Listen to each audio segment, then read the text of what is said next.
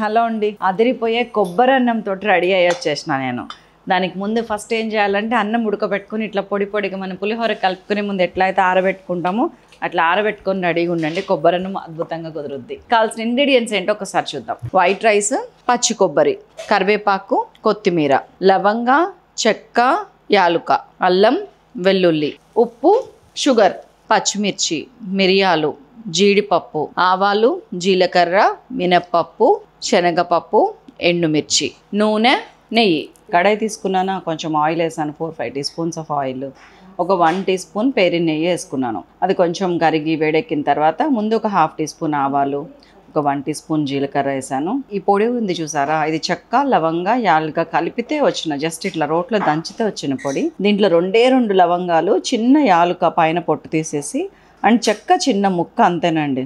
మొత్తం కలిపితే 1/2 tea spoon కూడా లేదు. ఇది చూసారా, దాన్ని మనం మంచిగా ఆయిల్ వేసేసుకుంటే ఆ ఫ్లేవర్కి అసలు కొబ్బరి అన్నము నెక్స్ట్ లెవెల్లో ఉంటుంది, నమ్మండి. అండ్ దెన్ ఒక 1.5 టీ స్పూన్ మినప్పప్పు వేసుకున్నాను, 2 టీ స్పూన్స్ శనగపప్పు వేసుకున్నాను. ఇది మంచిగా వేగనివ్వండి కొంచెము. అండ్ దీంట్లోకి 1 టీ స్పూన్ అల్లం తురుము ఇట్లా సన్నగా తరిగింది, అండ్ వెల్లుల్లి కూడా 2 టీ స్పూన్స్ తరుగు. మంచిగా ఇదేంటంటే అన్నంలో మిక్స్ అయిపోయేటట్టు యాడ్ చేశాను నేను. ఇదంతా వేయించుకుంటా గ్రీన్ చిల్లీస్ ఒక 4-5 ఇట్లా పొడుగ్గా కట్ చేసి వేసేసాను. ఎండు మిరపకాయలు కూడా ఒక 3-4 ఇట్లానే పెద్దగా చేసి వేసేసుకున్నాను. ఇప్పుడు క్యాష్యూస్ వేసేస్తున్నాను. పెద్దవి ఒక 10-12, దాన్ని ముక్కలు చేస్తే ఇదిగోండి ఇలా 25-30 అయినాయి.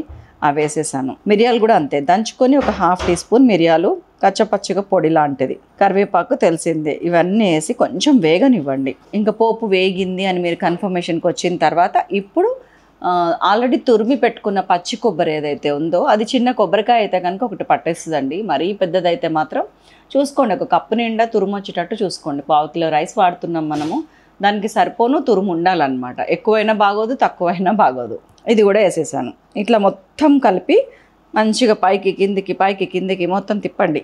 తిప్పే ముందు ఒక 1 టీ స్పూను కన్నా కొంచెం తక్కువ ఎక్కువలో ఉప్పు, సరిపడా ఉప్పు, అండ్ 1 టీ స్పూన్ షుగర్ వేసుకోండి. వేసుకొని బాగా కలపండి. ఈ కలపటానికే మనకి లేదంటే 1 మినిట్ పడుతుందండి. ఎందుకంటే మనం వేసుకున్న తాలింపు గింజలు, ఈ క్యాష్యూస్, మిరియాలు, వాట్ నాట్ అండ్ అన్నీ వేసాం కదా, అదంతా మెతుక్కి పట్టాలన్నమాట.